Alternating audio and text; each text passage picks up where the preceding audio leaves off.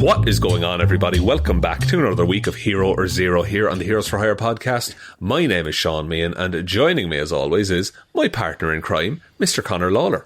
Hi Shaun, I'm very excited to be here. I've been doing some really great reports here on the Hero or Zero episodes these last few weeks. Oh, really? I've should post some of them.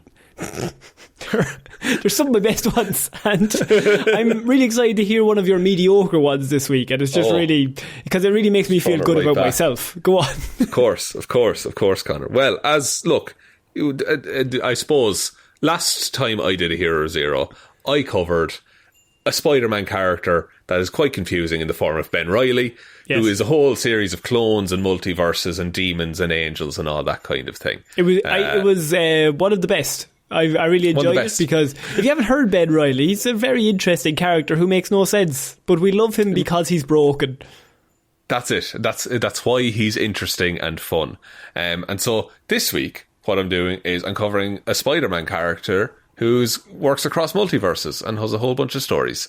You might see a theme over the next few weeks, because Spider-Verse came out and there's all kinds of characters to cover. We should also say Hero or Zero is the show where we choose one comic book character every single week. We talk their good points and their bad points, and we generally just give you a bit of a rundown of everything to do with that character. I normally choose DC characters.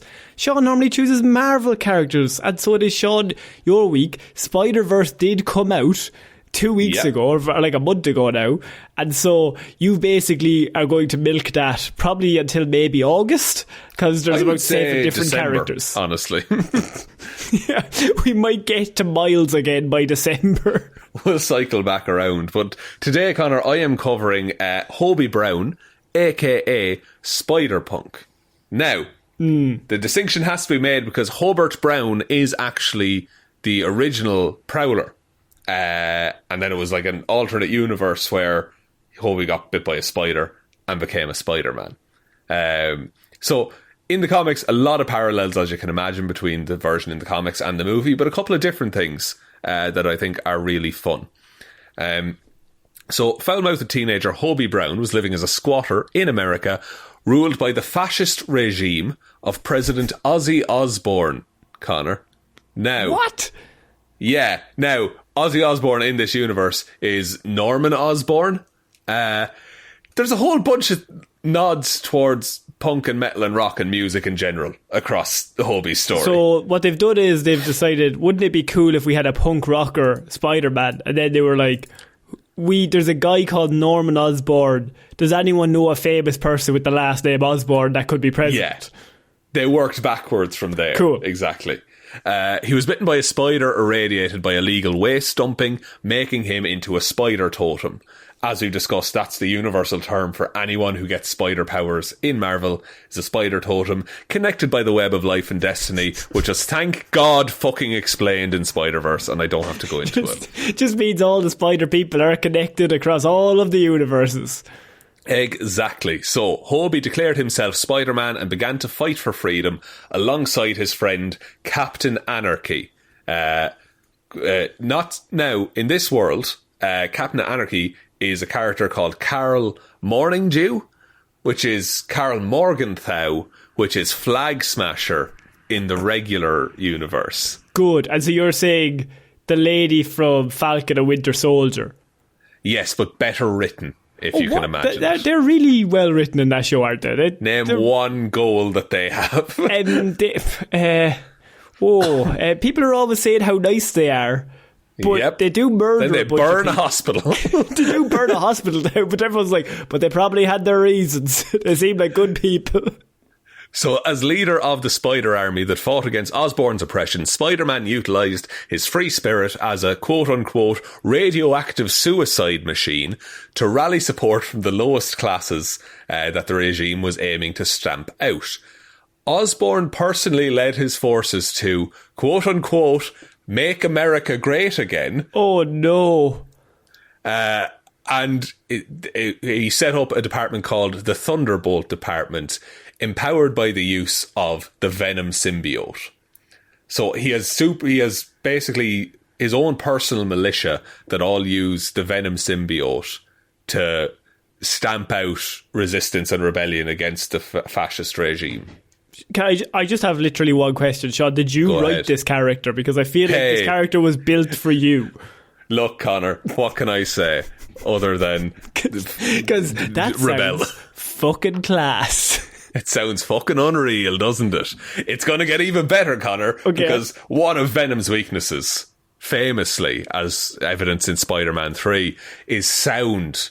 Oh, and yes. so, Spider-Man used 15,000 volts of punk rock out of an army of amplifiers to disable all of the new symbiotes, and then defeated Osborn himself by beheading him with his guitar. Holy shitballs. The coolest motherfucker in comics. Normally these episodes ramp up to we have a bit of an introduction and then we ramp up to maybe a cool story they've been involved in. You've started at a 10 here, in that there's a malicious, there's fucking him leading an uprising against Ozzy Osbourne, and then he ends up beheading him and then using the power of rock to defeat Venom. What's not to love? I mean, it's outstanding right out of the gate. How is that its own movie? And the thing is that once he beheads Norman Osborn and then unmasks himself and is like, I'm the one that did this. You can follow me and we'll take down this government. Shaun, this is the coolest thing we've ever covered. Go on. Straight out of the gate. And so, I feel blindsided. Normally these are shit. You were expecting absolute bullshit, but this is just class. So, Hobie was observed by the superior Spider-Man of Earth 616, that is Dr. Octopus inhabiting this body of Spider-Man, and he was recruited into the superior Spider army for being angry, unpredictable, and rabble-rousing. The Spider army's goal was to impose the Inheritors, a family of vampires who feasted on the spider totems. Came up in the Ben Reilly report very briefly. So he's now fighting vampires. He's so cool. He's like Blade now. He's basically Blade. He's Spider Blade. So Hobie and the Assassin Spider-Man of Earth 8351. The Assassin Spider-Man's basically Spider-Man, but he just takes hit jobs. That's all he does. I feel like I'm on drugs. This is the coolest things you've ever said. And you're putting a lot of words together that are all amazing. So the two of them accompany the superior Spider-Man to Earth 1610, where they rescue Miles Morales and Jessica Drew, taking the two of them back to their base on Earth 928, aka the 2099 universe. Okay, which is where Miguel O'Hara lives. Exactly. Around the same time, an independent spider army showed up. So this is a spider army that formed outside of these groups, and the presence of so many spiders in one place overloaded the cloaking device that hid them from the vampires. The two groups merged and fled to another Earth, Earth 13. So this is just to say they're all together now. All the spider totems are together. I have one question. Go ahead. Are they going to end up killing each other? Is there going to be is there going to be a scrap? There'll be a scrap eventually. There's always a scrap, But let's not say who kills who. This report has everything. So Hobie joined Anya Corazone's mission. Anya Corazon is Spider-Girl on her own universe. And they'd travelled to Earth 3123 to bring Karn onto their side. Now, Karn is one of these vampires, but he's Edward from Twilight. That he doesn't feast because he doesn't eat spider totems because he enjoys it. It's just to survive. And he loves baseball. Mad about it as well. Cool. So they won him over to their side because he hates his family. He's like, they're all dickheads. I'm going to hang out with you guys. They always tee up baseball. Yeah. And then they went together to Earth 001, which is the Inheritor homeworld. And they battled against the vampires, ending in victory, and with the Inheritors becoming trapped on Earth 3145, which is a radioactive planet, and they're weak to radiation. Karen then became the new Master Weaver, so he now controls the web of life and destiny, essentially. Just to clear it up for people, if you're confused, the whole thing in Spider-Verse, where they're like all the spiders are connected, there's one person connecting all of those together on one Earth, and now it's that vampire guy. Exactly. Basically, he's God for all Spider-Men. Pretty much, apart from Hobie. So Hobie, before he goes back to his own universe, warns Spider UK to keep watch over Karen. She's going to hang around and basically look after him.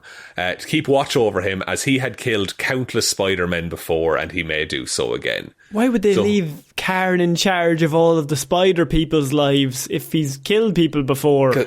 It's like there always has to, like the Davy Jones, like there always has to be a captain kind of a thing, so someone has to do it. And he's up for the job, essentially. So back on his own Earth 138, Hobie continued to defend New York City against alongside Captain Anarchy, Robbie Banner, who is the Hulk, and MC Strange, Connor. MC Strange. It's like Doctor, but way cooler. Good, that's good. MC Strange. Big cargo pants?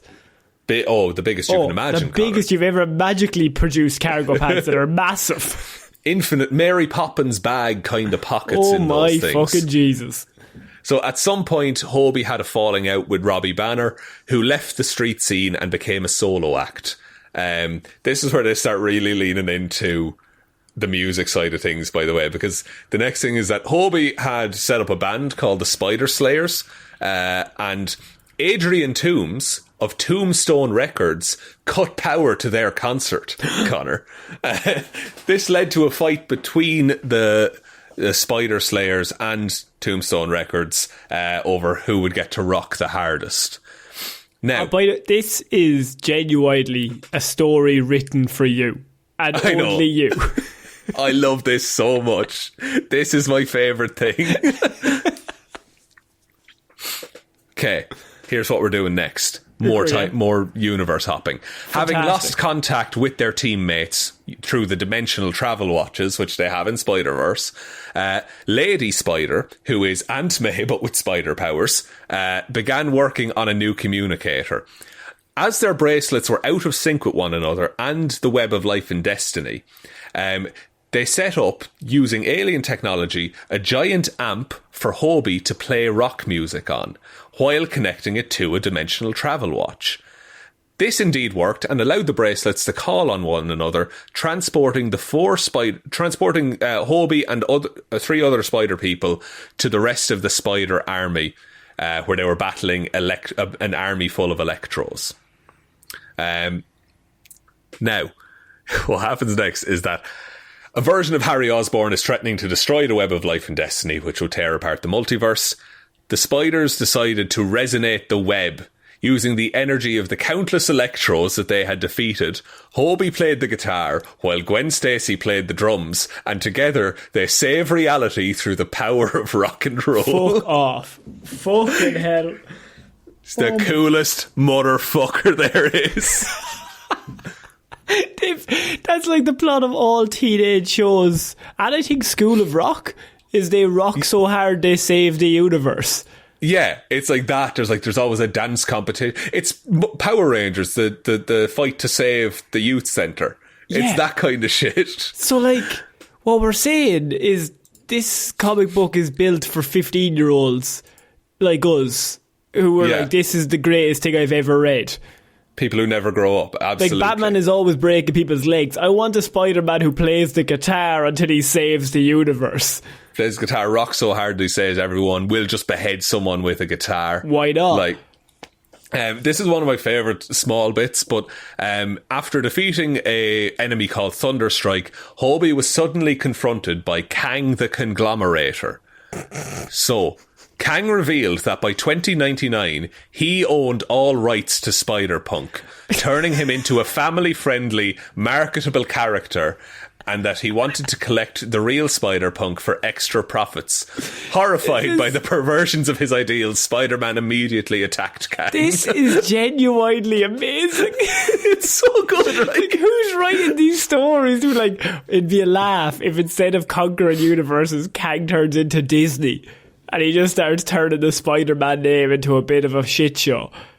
Yeah, literally, which is what's kind of going to happen. Also, that's right? no comment on Tom Holland's Spider-Man. He's very lovely. He's a lovely man. No problems. It's a corporation. It's so big. And all corporations, they're not your friends. Let me just stress that. They don't like you. They don't like me or you or anyone. I simply cannot. This was also Spider-Punk was created by Dan Slott and Olivier Coipel. They're both legends, just to let you know. Yeah, both legends of the game.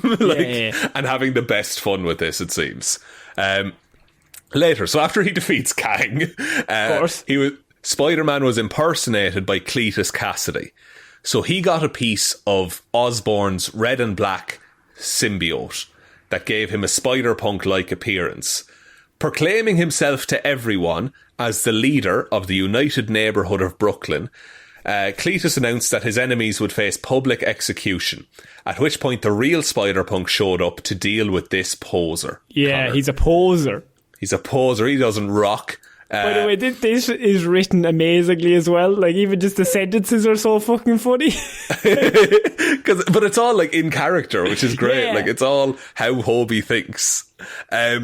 So Spider-Man tried the same trick that helped him to beat Norman before, using sound waves. But the new symbiote proved to be immune to sound. Hobie then tries to lead him away from the crowd, but Cletus announces that instead of killing him and making him a martyr, he would rather make Spider-Punk into his henchman. He then injects a piece of the symbiote into Spider-Punk's brain. That's not cool, bro. That's not cool. That's not cool, bro. However, Hobie and the symbiote found that they had a lot in common. Of course they fucking did. He's an edgelord himself. Both of them finding Cletus to be super cringe.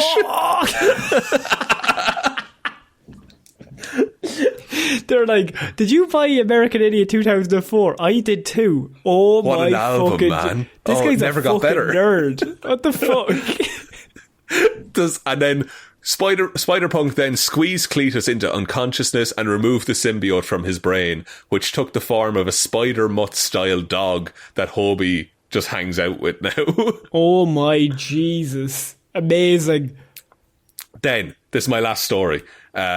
Spider-Punk, and he also, at the start, he does not use the name Spider-Punk, but everyone just keeps calling him it. I'm going to call him Spider Legend at this point. He's Spider Hero. I think he might be the best Spider-Man.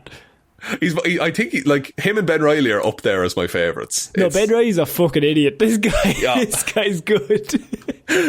So he starts being like, oh, okay, I guess I'll go by Spider-Punk. I guess that's pretty cool. I like that. And so he later reassembled a spider band to participate in the Battle of the Bands at the Daily Bugle, which is a music venue in this reality. Of course. It's actually the heart of punk rock. Two members of the band were Riri Williams and Kamala Khan, and they noted that unlike Hobie, they couldn't actually play music, and they were just superheroes. However, Hobie assured them that this was the most punk rock thing they could do. Hobie, I'm going to disagree with you. I think playing instruments is good. It is good, but isn't it great to just have fun and try, even if you're not perfect at it? You know what? At the end of the day, that's a bit of an inspirational message as well. And I think Hobie might be my new overlord, so I kind of have to go with everything he says. Well, the act before them was, you're going to love this, Connor, the Sinister Six-Piece. Fucking yes! Who used the hypnotising power of music to mind control everyone into giving them all their money. Oh my Jesus, what a show. What a story. Riri was protected by her armour and gave Hobie a device that freed him from the trance as well. Enraged by the commercialisation of music, Spider-Punk attacked the Sinister Six-Piece, webbed him up, then went on stage and began to rock.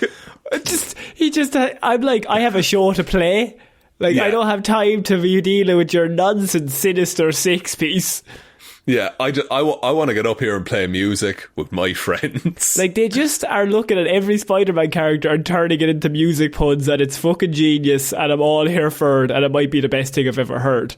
It's so good. I really love this character. Like, powers and abilities, they're all the same as Spider-Man. Like, only he can play guitar and drums as well.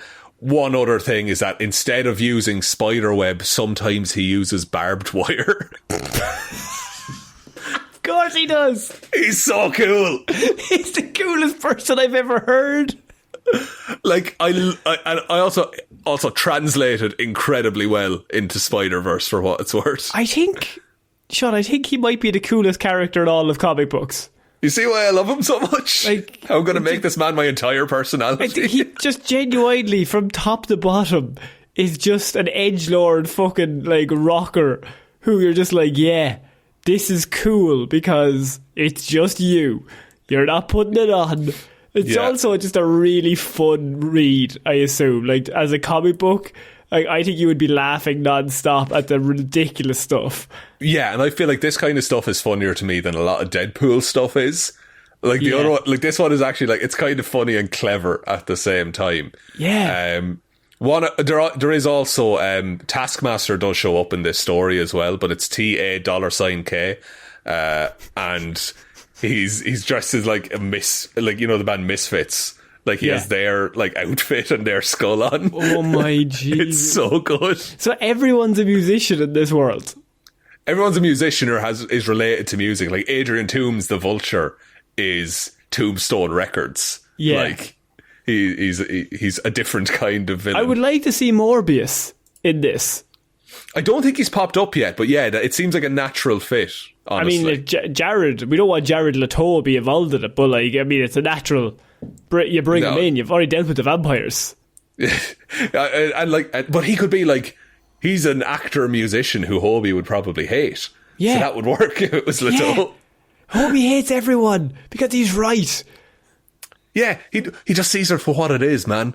Like, he doesn't go over to bullshit, I'm just seeing it, man. They don't get it, man. They don't get it. Society. Oh, Jesus. That's really a report. excellent. That's it. That is really excellent writing. Whoever came up with that character and wrote the whole thing, genius. The fact that he uses barbed wire sometimes, of course he does. Yeah. The fact, like, first outing beheads Norman Osborn with a guitar. Of course. Why wouldn't you? He also leads an army of spiders, and then there's a militia of venom users. Yeah, which is the natural opponent to musicians, you know. Obviously, and he defeats them at music and then beheads Norman Osborn. It's like, I can't stress enough how perfect this character is for everything that I like. It's every box ticked. I only want to see him in movies from now on. I don't give a shit about Peter Parker anymore. He's the worst. Get rid of Ben Reilly, Peter Parker, Miles Morales. What I want is Spider-Punk just rocking to save the universe, because there's an actual movie that they could make with that. Like, literally, like, do like a Footloose kind of thing, but with Spider-Punk. He goes to a universe that doesn't believe in music. And he has to radicalise them using the awesome power of punk. Because it's not just about the music, man. It's about the man holding us down. It's about rebellion, okay? It's about shaking off the norms. That is amazing. I've nothing else to say other than fantastic. I love Hobie Brown. He's excellent. As do I. I'm really glad. It's quite a nice change from the lunacy that was Ben Reilly. Yeah. Hobie Brown, you know what he's about from every way that he's written. Just written he's very perfectly. Consistent. Yeah, just consistently excellent. They know what they have and they just never stray. Yeah, it's great. I love it so much. Oh man, That's do it. you want me to take us out? Yes, please, Colin. Great report, Shaun. But yeah, you can listen to all the other episodes we've done of worse characters than Hobie Brown. Over all the last few weeks, we've got loads of DC, loads of Marvel characters. We've got hundreds of them. You can go back and check out any of them. We also have a Patreon, which is patreon.com/Heroes for Hire podcast, where we put up movie reviews every single month and all this extra content. We also have hangouts every few months. So if you're a Patreon, you immediately get invited to one of our hangouts where you just get to jump on a call with us and we just shoot the shit for a while. Probably talk about Hobie Brown now. That's because that's what we talk about. That's all of our conversations now. All of them.